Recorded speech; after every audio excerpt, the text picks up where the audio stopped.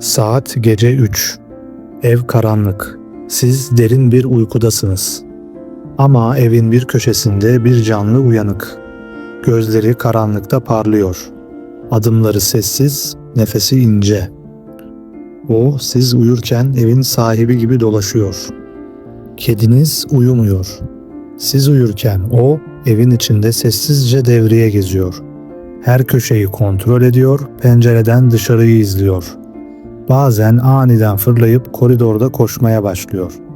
Bazen de yatağınızın kenarına oturup sizi dakikalarca izliyor. Peki neden? Kediler neden geceleri bu kadar aktif? Onlar da uyumak istemiyor mu?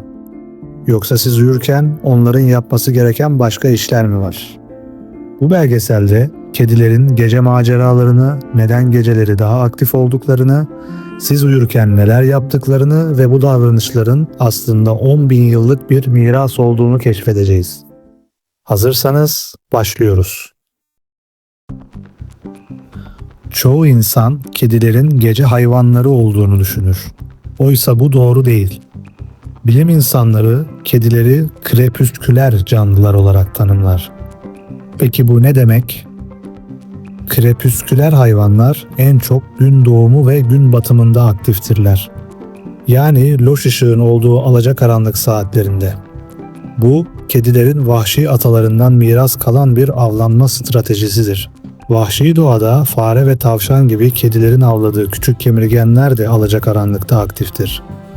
Kediler avlarının hareketlendiği saatlerde avlanmayı öğrenmiştir.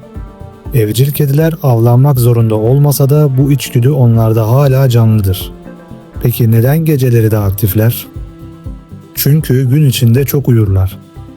Bir kedi günde ortalama 12 ila 16 saat arasında uyuyabilir.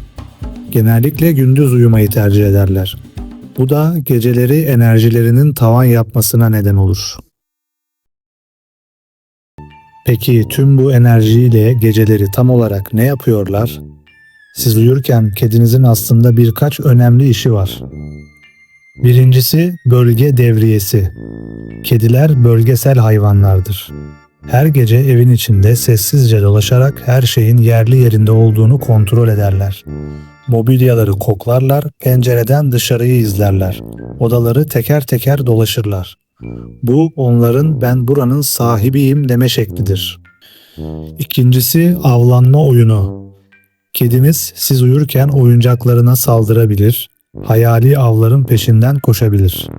Tıpkı vahşi doğada avlanıyormuş gibi. Çünkü avlanma içgüdüsü evcil olsalar bile hala çok güçlüdür. Üçüncüsü sizi izlemek. Kediniz bazen yatağınızın kenarına oturur ve dakikalarca sizi izler. Bu garip gelebilir ama aslında bu sizin güvende olup olmadığınızı kontrol etme şeklidir. Siz onun sürüsünün bir parçasısınız. Dördüncüsü sizi uyandırmak. Geceleri miyavlamak, yüzünüze pati atmak, yatağa atlamak. Bunların hepsi birer iletişim şeklidir. Ya açtır, ya sıkılmıştır, ya da ilgi istiyordur. Peki kediniz neden sadece gece değil de özellikle sabaha karşı daha aktif? Bunun birkaç nedeni var. Birincisi sıkıntı. Gün içinde evde yalnız kalan kediler sıkıldıkları için genelde uyuyarak vakit geçirirler. Enerji tasarrufu yaparlar. Ve bu birikmiş enerjiyi gece patlatarak çıkarırlar. Kediler sosyal canlılardır. İlgiye ve etkileşime ihtiyaç duyarlar. İkincisi açlık. Kedilerin doğal beslenme döngüsü gece saatlerine denk gelir. Vahşi ataları geceleri avlanıp yemek yerdi. Evdeki kediniz de aynı içgüdüyle geceleri acıkabilir. Özellikle sabaha karşı mama kabı boşaldığında sizi uyandırmak için elinden geleni yapar. Üçüncüsü yaş ve sağlık. Yaşlı kedilerde demans gibi bilişsel sorunlar gece hareketliliğine ve miyavlamaya yol açabilir. Hipertiroidizm, kronik ağrılar ve anksiyete de bu davranışı tetikleyebilir. Eğer kedinizin gece aktivitesi aniden arttıysa altta yatan bir sağlık sorunu olabilir. Dördüncüsü cins ve karakter. Bazı kedi ırkları doğal olarak daha gececi olabilir. Örneğin Siam veya Sphynx gibi ırklar geceleri daha aktiftir. Ve tabii ki her kedinin kişiliği farklıdır. Kimi gece kuşudur, kimi de sizinle birlikte uyumayı tercih eder. Peki tüm bu bilgiler ışığında kedinizin gece aktifliğini nasıl kontrol altına alabilirsiniz? İşte size birkaç öneri. Birincisi, akşam oyun seansı düzenleyin. Yatmadan önce kedinizle aktif oyun oynayın. Tüy değnekleri, lazer işaretleyiciler, interaktif oyuncaklar. Enerjisini atmasına yardımcı olun. Ne kadar çok enerji harcarsa gece o kadar iyi uyur. İkincisi, yatmadan önce besleyin. Kedinizi yatmadan hemen önce doyurun. Tok bir kedi gece acıkıp sizi uyandırmak için daha az neden bulur. Otomatik mama kapları da gece atıştırmaları için iyi bir çözüm olabilir.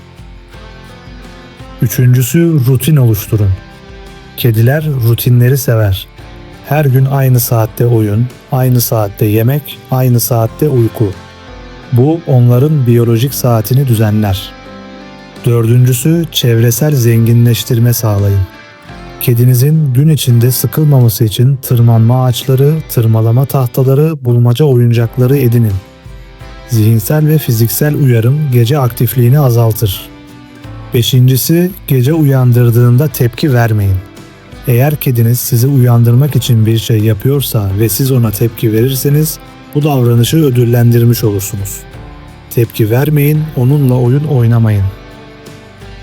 Eğer kedinizin gece hareketliliği aniden başladıysa veya aşırı boyutlara ulaştıysa mutlaka bir veteriner hekime danışın. Altta yatan sağlık sorunları bu davranışın nedeni olabilir. Kediler gece maceralarıyla bize vahşi atalarından miras kalan bir parçayı hatırlatır. Onların gece aktifliği bir sorun değil, bir mirastır. Bu mirası anlamak ve ona göre yaşamak sizin ve kedinizin arasındaki bağı güçlendirecektir.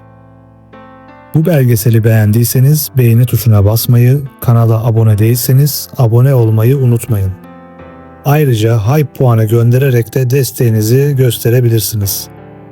Yorumlara kedinizin geceleri en çok ne yaptığını yazın. Bir sonraki içerikte görüşmek üzere. Kedilerle kalın, merakla kalın, hoşça kalın.